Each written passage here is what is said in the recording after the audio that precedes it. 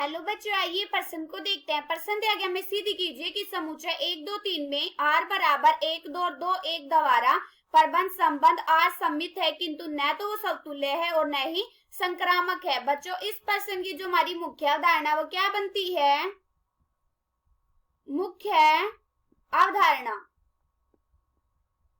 हम जानते हैं बच्चों कि समतुल्य, सम्मित तथा संक्रामक क्या होता है? समतुल्य में होता है, समतुल्य में हमारे दोनों संबंध क्या होते हैं? आर से होते हैं। मतलब ए हमारा किस में होना चाहिए? आर में, मतलब आर संबंध में होना चाहिए। अगर ये हमारे संबंध आर में है तो हम क्या कह सकते हैं कि समतुल्य है। और जो ए है वो हमारे क्या होना चाहिए? समुच्चय ए से होना चाहिए। और सम्मित क्या होता है? सम्मित में होता है अगर हमारे पास ए बी है, वो हमारे संबंध आर से है, तो इसका उल्टा भी हमारा किस में होना चाहिए? संबंध आर में होना चाहिए। और इसका उल्टा बी ए भी हमारा किस में होना चाहिए? संबंध आर में होना चाहिए। अगर हमारा ए बी का उल्टा बी ए आर में है, संबंध आर में है, तो हम क्या कह सकते हैं कि सम्मित है। और संक्रामक क्या होते हैं?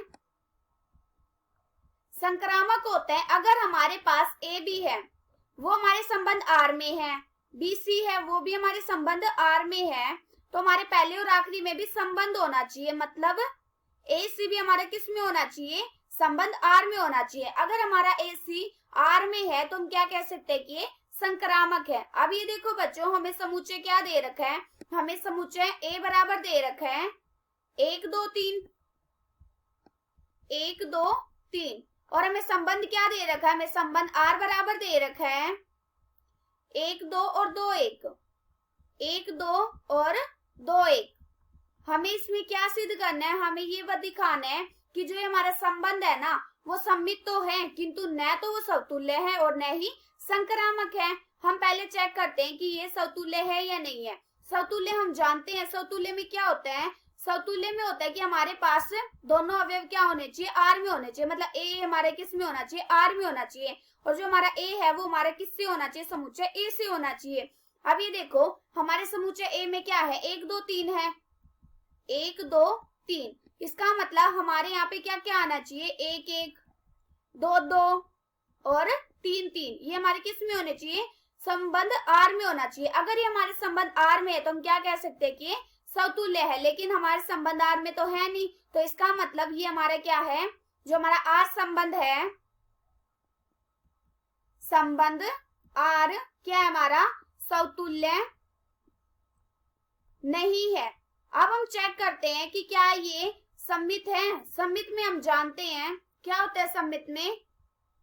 सम्मित में होता है अगर हमारे पास ए बी है, वो हमारे संबंध आर से है, तो हमारा इसका उल्टा भी हमारा संबंध आर में होना चाहिए। मतलब हमारा बी ए बी किस में होना चाहिए? संबंध आर में होना चाहिए। अब जैसे संबंध आर से हमने एक वो उठाया, यहाँ पे हमने ले लिया 1 2, ये हमारा क्या? संबंध आर में है। और इसका उल्टा क्या होगा? 2 1, ये भी हमारा किस में है? संबंध आर में है। मतलब इसका उल्टा हमारा किस में है? संबंध आर में। तो हम क्या कह सकते हैं? हम कह सकते हैं कि जो ये हमारा संबंध है, संबंध आर, ये क्या है? सम्मित है। अब हम चेक करते हैं कि क्या ये संक्रामक है। संक्रामक में हम जानते हैं बच्चों,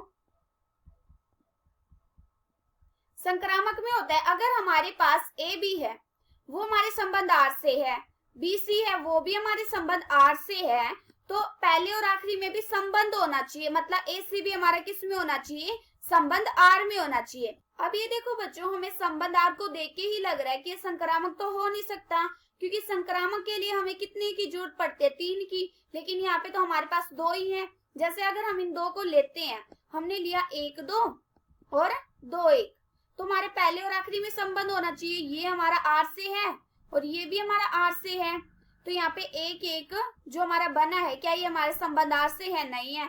तो इसका मतलब जो हमारा आर संबंध है ये क्या है? आर संक्रामक नहीं है। और यही हमें दिखाना था कि जो ये हमारा आर संबंध है ना, ये सिर्फ सम्मित होना चाहिए, ना तो ये समतुल्य होना चाहिए और न ही संक्रामक होना चाहिए। और हमने सिद्ध कर दिया। आशा करती हूँ कि बच्चों आप सबको समझ आया होगा। धन्यवाद।